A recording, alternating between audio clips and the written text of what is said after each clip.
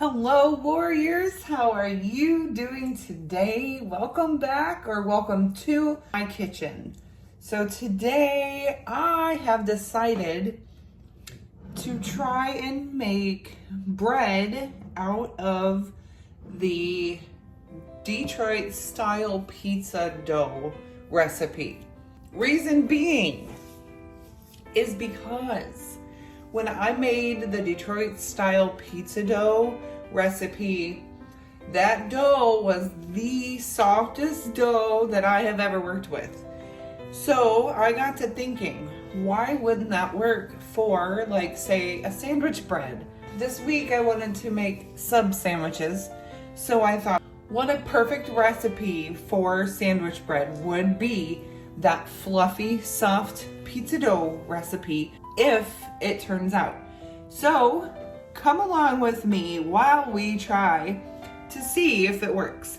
So in this bowl I have, and this is the same recipe as the Detroit style pizza dough, but I will also add it in this video just so you don't have to go back.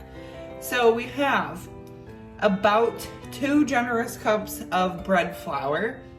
We have about 1 teaspoon of yeast. It's instant yeast is what I use. The yeast here is different than the other yeast I use for other pizza dough and other bread recipes. So this is instant. I also have in here 1 tablespoon of the kosher salt. I am going to mix these 3 things together. Now I didn't weigh these ingredients out like I did with the Detroit style pizza dough. So we'll see how that turns out. Okay, next I am going to add, now the recipe says exactly this. It says 1 cup minus 1.5 teaspoons of water. This does not have to be 105 to 110 degree water. Last time I used warm-ish, cool tap water and it worked just fine. And I think the reason being is because we are using instant yeast. Next, you will want to, if you're not using a mixer, which my mixer is too deep for this recipe, so the dough hook doesn't go down enough to mix all of this together. So the recipe also states if you are doing this by hand, you need a wooden spoon. So we are going to mix this all up with a wooden spoon the best we can. Now at first it might look a little shaggy, which is just fine. Just fine. Okay, you mix until a rough ball of dough has formed. A rough ball of dough. And what did I just say? It looks a little rough. And that's exactly the way you want it to look. You want it to look a little rough and ragged, okay? All right. So next thing that we need to do, once you have the rough, it's not really a ball, but it's just fine.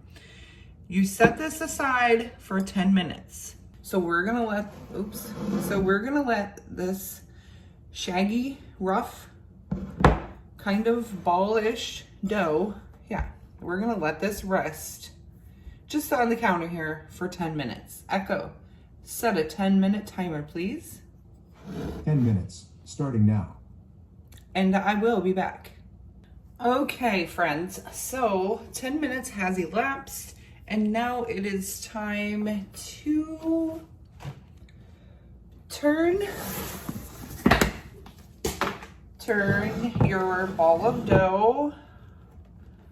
It doesn't say a lightly floured surface, does it? No. It just says to turn dough out onto a countertop and knead until a smooth, silky ball forms. I put some on there anyway, just in case. So Now it is time for 10 minutes. Knead your ball of dough until it turns silky smooth. Echo, set a timer for 10 minutes, please. 10 minutes, starting now. And I will be back.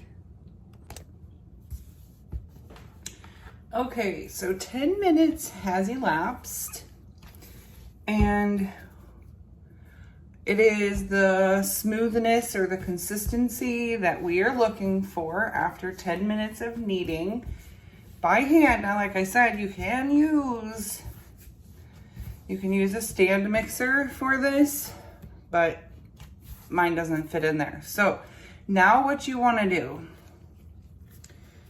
is you want to make a tight ball out of this. Now is the time to drop it in a bowl, and we are going to top our bowl with plastic wrap. Wrap it tightly in plastic wrap, and then you're going to put this in a warm spot. What I like to do is turn the oven light on and let it sit in there and hang out for 2 hours until it's doubled in size. Now this recipe, you do not have to oil the bowl. So there it is, going into the oven under a spotlight for 2 hours, and then I will be back after that time's done. All right, everybody. So we're back, and it's about, what I would say 5 hours later. I've checked on it. Does not hurt. Ooh, it's warm in there. It does not hurt to let it proof longer than 2 hours. Doesn't hurt anything. All it does is help it, to be honest. But the reason I left it in there is because it is like mid-90s today, and I did not want to turn the oven on to 500 or 550 while it was that hot. All right, so we're preheating our oven currently to 550 degrees. And what I'm gonna do now, I don't even know how this is gonna turn out. I'm just being honest here. The only thing that I actually looked up was to see if it would work as pizza dough. See if I could make bread out of pizza dough. So we will take this out, and we are going to cut it in half. And the next thing I'm going to do is I am going to try to shape this into a sub bun the best that I can, and hope that it turns into a bun. This dough is seriously so soft. All right, it's not folding together because of the oil. What do we do? Think.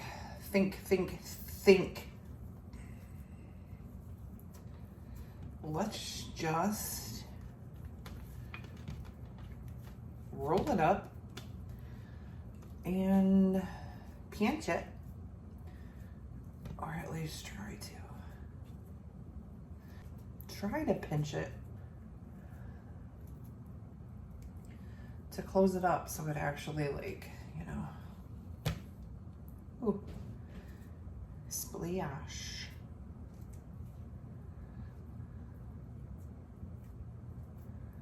All right.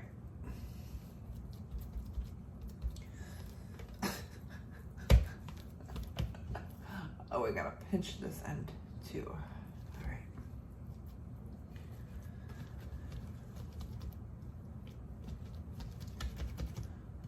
All right, there's that.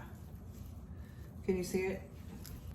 Here again, I'm not sure if this is going to turn out or if this is going to work.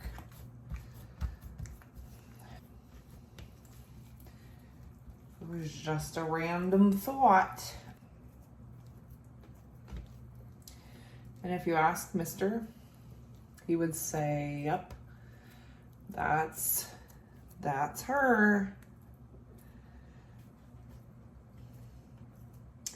The randomness that escapes my mind sometimes. A lot of times. All right. Kind of like this one. Let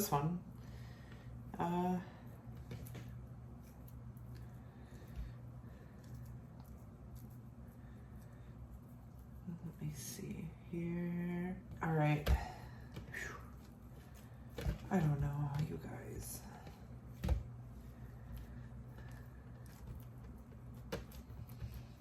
Definitely is not going to be perfect. So what I'm going to do now is, it may just turn out to be breadsticks.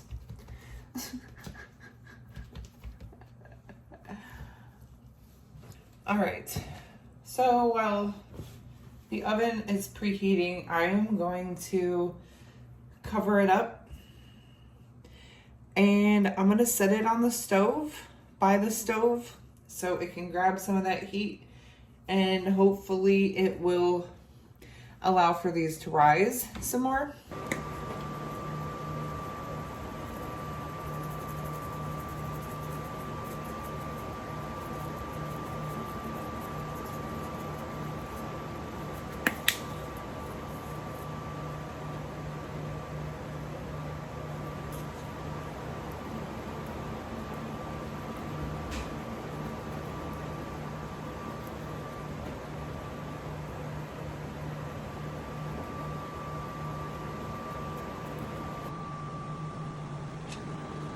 All right, into the oven they go. Wish me luck. All right, friends. Well, they were in the oven for 15 and another 6, so probably maybe 21 minutes. I think it was a fail. I kind of knew that was going to happen. I actually did know that was going to happen. So this is a fail for now. I actually might be able to cut that open and still use it, possibly. I don't know. If I end up making Mr. a sub for lunch, I will show that to you and let you know. But I think I'm going to chalk this one up to a fail, and these will probably just get eaten like a baguette, or not even that. I don't know how it's going to get eaten, but it'll get eaten nonetheless. And we'll try again another day, but it feels crusty on the outside, like I want it. Oh, you know what I should have done? I should have put slits in the top. I don't know why I didn't, because I usually do. But yeah. Maybe some more yeast? I don't know, but we'll figure it out. I mean, I will figure it out. And that concludes this episode of Am I Going to Fail? I will see you all next time. Stay safe, be kind, love with everything you have. And I will see you all in my next video. Bye.